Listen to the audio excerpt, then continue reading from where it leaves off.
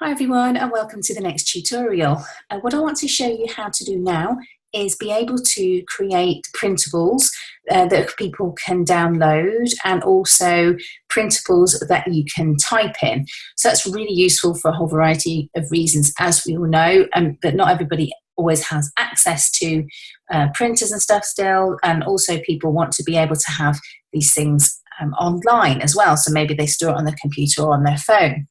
And also, I want to show you a really easy way to be able to create beautiful looking ebooks. So when you're in Canva and you have a look through some of the documents, you'll see you've got some of these options come up.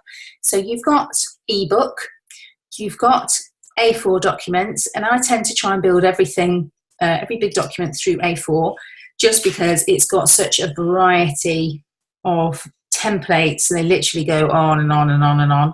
And on and on and on. So if you can't find something in there that gives you some inspiration, I don't know where you will really.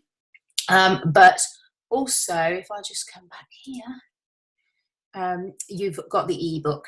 Now the only thing is you'll notice about the ebook here is that it is smaller, 1/410 to 250, and then obviously that's A4 size. The ebook is slightly narrower than A4, so it's going to waste space when people print off, and you'll have those borders down the side, etc. So if you are going to create an ebook, I would maybe come into the ebook section,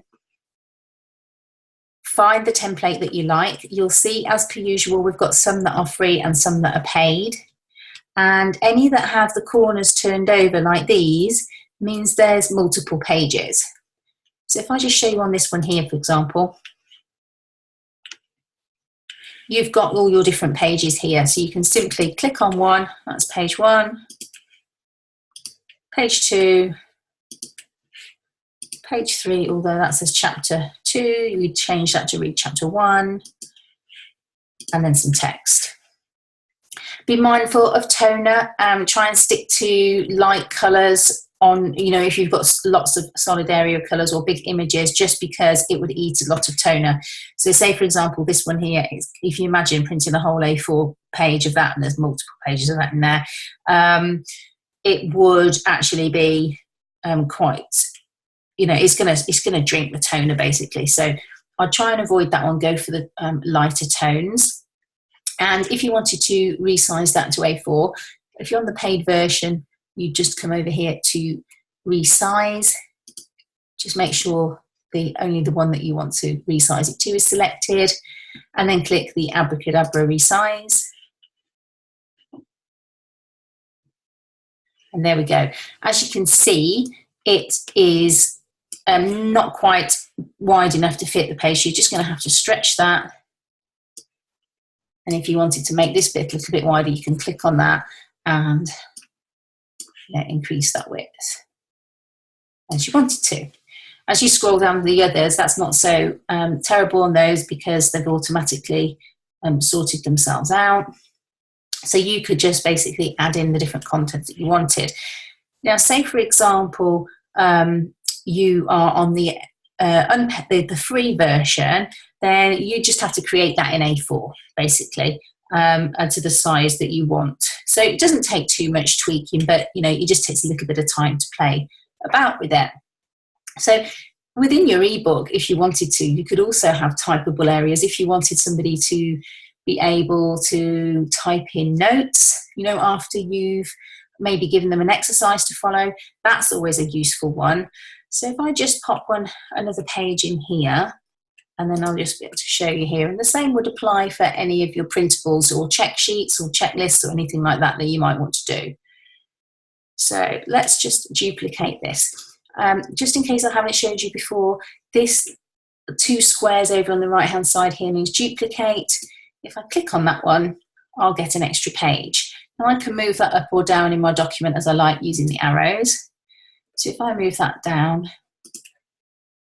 to the bottom, and then I change this to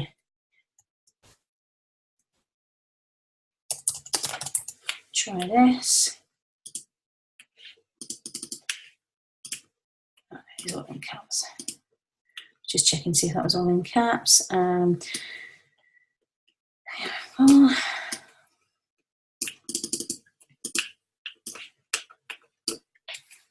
Try this exercise first.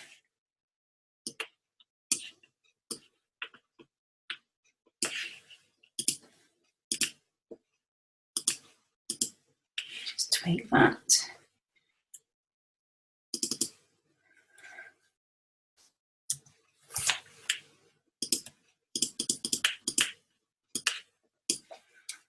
This one next.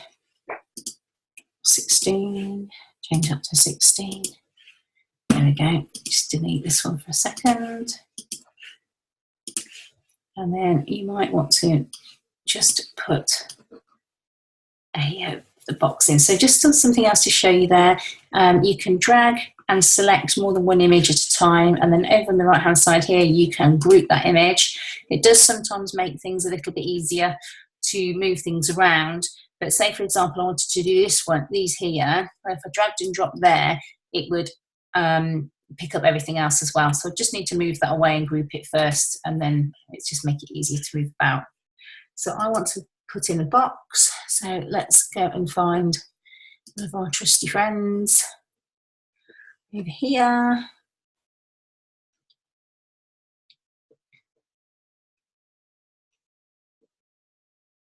This border may be a bit too thick, so you may just have to play around with some different options on that, but just so I can show you and give you the idea.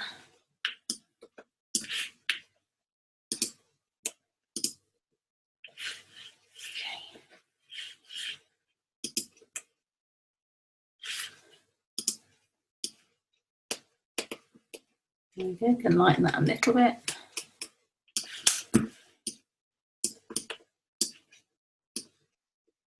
You copy that, click the copy button, or can do Control V and Control C. There we go. Now we've got two printable areas. The lines will help you line the bottom one up with the top one, so it looks all nice and in order. Excuse me.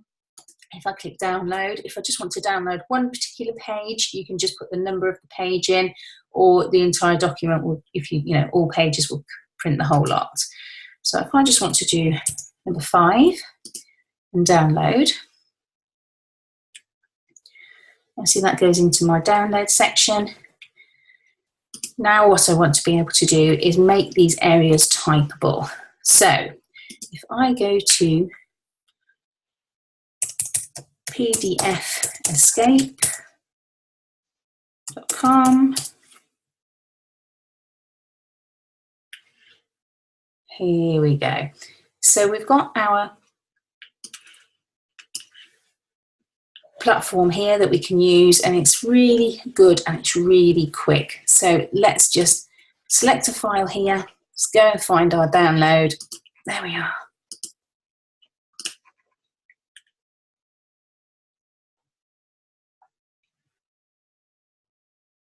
Brilliant, there we go, ready to go. So all we do is we click on form field, and we want text. You've got different options there, but you've got, you know, you can select which is most appropriate, but more often than not you're going to want text. And then up here you'll say it says click and drag on the page to insert a new object. So if you just literally fill in that area there where you want people to be able to type. There we go, that's got the area they can type in there. You can select the font and everything there too. If you right click, go to object properties and multi-line, because obviously that would just put one line in and the text wouldn't be able to put any more in there. So it's a line to left, which is perfect. And there we go, just click OK. So to show you again on the next one, if you just click off, you'll have a box that appears, and then you can just drag and drop, right click,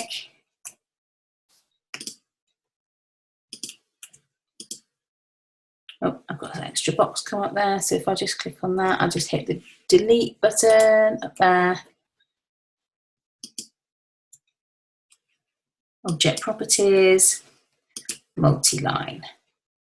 Okay, brilliant. There we go. That's all done. So now we just need to save and download.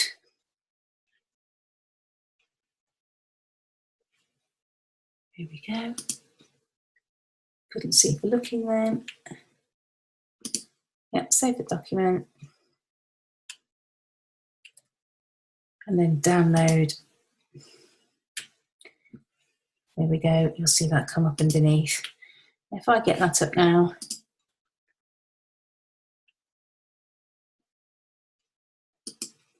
There we go. You can see my little flashing cursor. This is a typable document. Hey presto. There we go. How fantastic is that? Let me just come back out of here. Let's have a guess at which Canva font. I'm the queen of tabs, so I've always got hundreds of tabs open. There we go. So you're back in here and back into your document. And obviously you can do whatever you really want with this. You can add your photos in, you can make lots of different things in there. You can also, you know, if you wanted to create a checklist, you've got elements in here. So if you search, there's everything you can search for up here, but if you typed tick box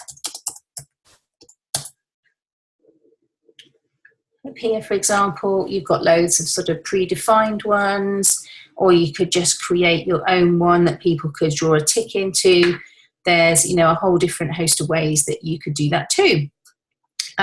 Just a point to remember, if you're creating an ebook, you have 30 pages that you can create in one single document before Canva will stop you. But that's fine. You can carry on and create in another document, and then you can use something called PDF merge or a few of those similar bits of software that will actually join your PDF together for you. So you don't have to worry about running out of space and trying to cram it into 30 pages. You've got the tools there to be able to link them all together. I hope you find that really useful, and I will see you in the next tutorial. Oh, and don't forget to check in on your downloads. I have got some fantastic font pairs together for you and a list of brilliant resources for everything from free image sources, paid sources, and all the best business tools. So make sure you download your copy of those as well. Thank you. See you soon.